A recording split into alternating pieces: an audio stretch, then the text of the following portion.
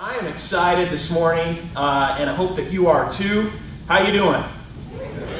All right. We are going to jump into Philippians. We are already in Philippians chapter 4, and we've been talking about how Philippians really is the prayer of Paul for this church that he started 10 years previously to really unite, to be doing relationships and doing life together as only Christ could lead them to do. And this church starts to get a little into, there's some drama that starts to happen and they start to become fragmented.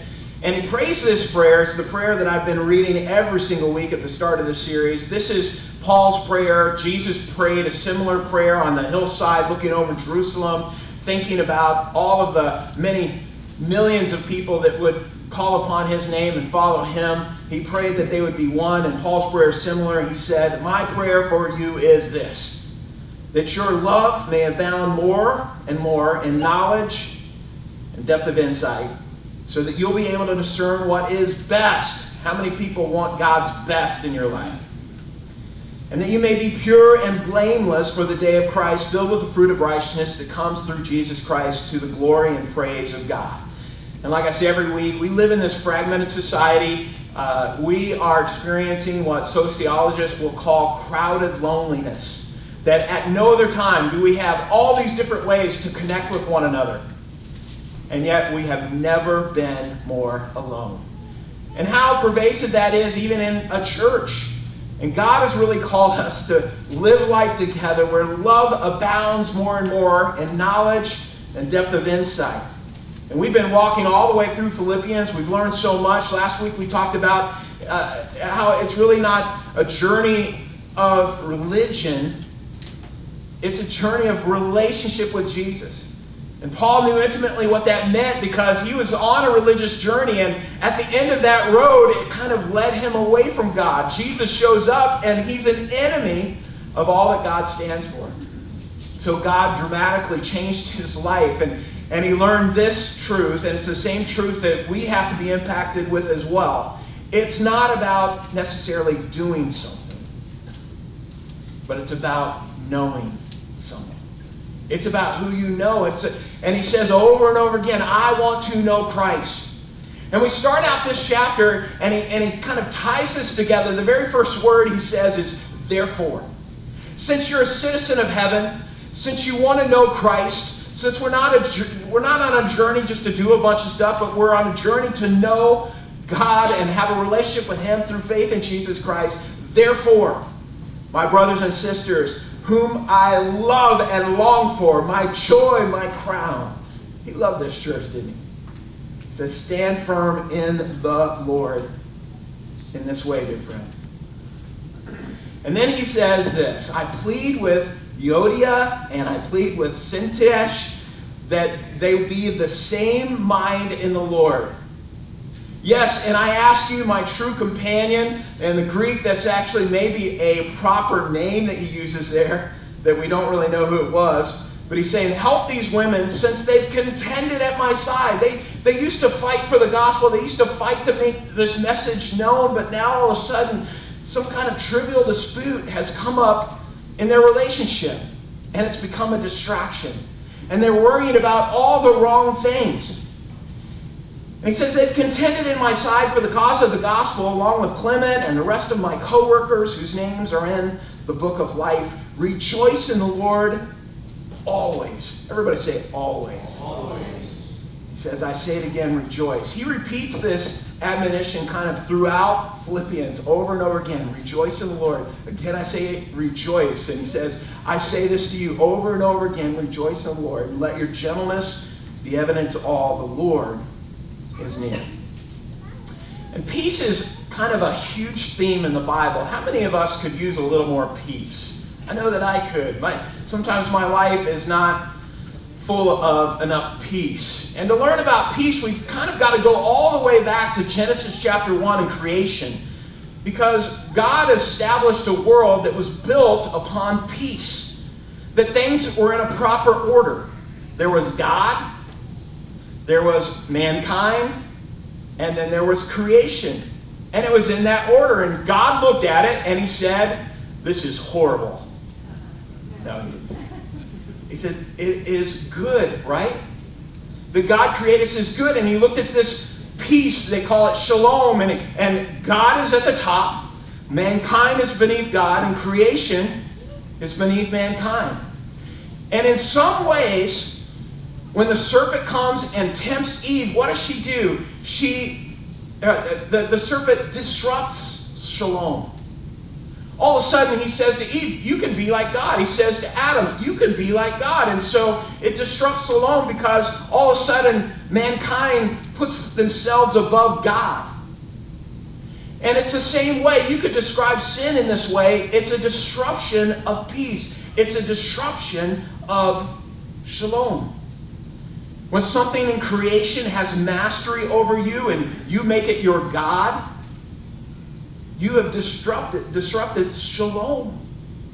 When you try to be God and you push God off to the side, you disrupt Shalom. And as a result, we have no peace because peace is a gift from God. It's not something that we can dredge up in and of ourselves. And these two women were having an argument. Now, we have to believe that it's some kind of trivial argument because Paul doesn't even address it. We don't know what they were fighting about. But I looked up on Google some of the silly arguments that sometimes we experience in church. How many of you have ever seen a silly argument in a church that you ever went to? Not in our church, because we don't have silly arguments. But here's kind of my top 10 list of silly arguments. A 45-minute heated argument over the type of file cabinet to purchase. Black or brown, 2, 3, or 4 drawers. A fight over which picture of Jesus to put up in the foyer. A dispute over whether the worship leader should have his shoes on during the service. Pastor Eric, you should definitely wear your shoes. I've smelled your feet before. A business meeting where arguments about whether the church should purchase a weed eater or not. And they said that it took 2 business meetings to resolve. 2 different churches reported fights over the type of coffee. In one of the churches, they moved from Folgers to a stronger Starbucks brand, and members left the church. I like Starbucks, but not that much. A major conflict when the youth borrowed a crock pot that had not been used for years. A disagreement over using the term potluck instead of pot blessing. God help us. A church member was chastised because she bought vanilla syrup for the coffee server. It looked too much like liquor. You just squirt some liquor into your coffee. Welcome to church.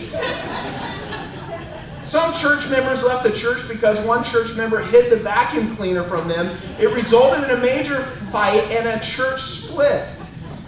Finally, a dispute whether the church should allow people to wear black t-shirts since black is the color of the devil.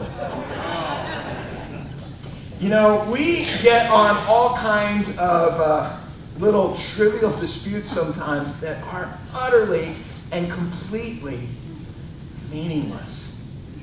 And you can imagine Paul, who they said he was hunched over because of the many severe beatings that he had endured upon his back, that later on in his life, tradition says that he was hunched over and kind of walked and shuffled his feet like this.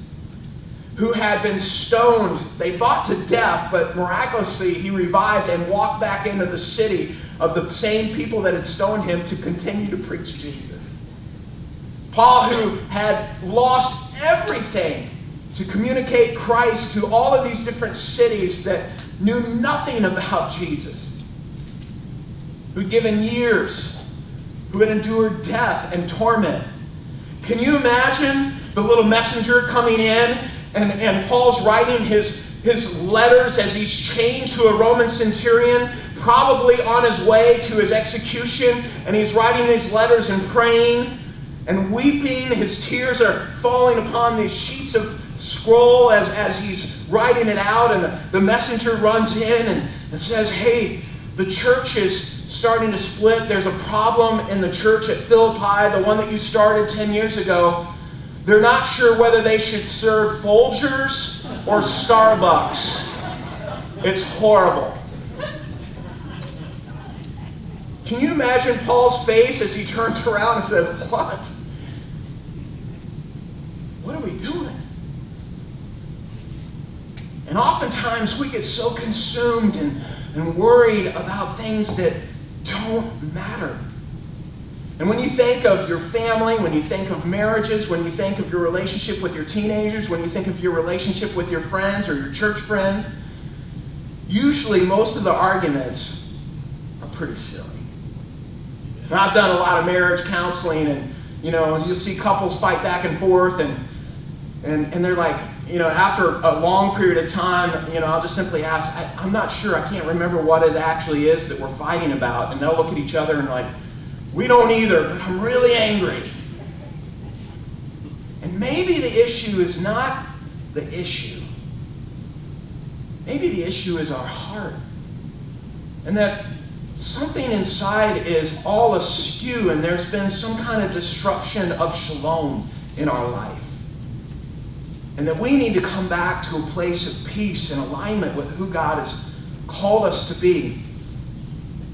In fact, in 2006, Dr. Walter Caver did a study. He said he found that these things were true of most of the things that people worry about. He says 40% of the things we worry about never happen. So it's false evidence appearing real. It's fear. It never happens, and yet we're consumed with worry about it. 30% of our worries concern the past that we can't change. 12% are needless worries about our health. Bruce Durkee, where needless, he's a hypochondriac. 10% are insignificant or petty. And he found this, think about this, 8% of the things that people actually worry about are maybe considered legitimate anxieties. 8%. And we get so consumed and worked up, and I think the issue is not the issue, but the issue is our disruption of shalom in our life. That somewhere along the way, we've just gotten our life all out of order. The Greek word for anxious in this passage of Scripture that we're reading today, it literally means to be pulled in different directions, literally be torn apart. And that's what it is. We're like, should I go this way or should I do this? And should I feel this way or should I feel this way? And our lives are just feeling like torn apart. The Old English word that we get this from, it literally means strangled. That we're just being strangled and gripped by our stress. It affects us physically. We get headaches. Our body starts to break down. We lose energy. All because of a disruption of shalom. We're not living the way that God wants us to live, and it does affect our relationships and fragments our lives. The greatest thief of joy in our life is worry. It steals the joy from our heart. And if you're like me and you've had sleepless nights and you're consumed about things really that you cannot change, and you're just feeling this angst and anxiety in your heart, and it's consumed you, and this message is really for you, and it's for me, it's for all of us in our church. He says, don't be anxious about anything. Don't be anxious about anything. Well, Pastor Craig, there is 8% of the things that I worry about that are actually legitimate. But the Bible says, don't be anxious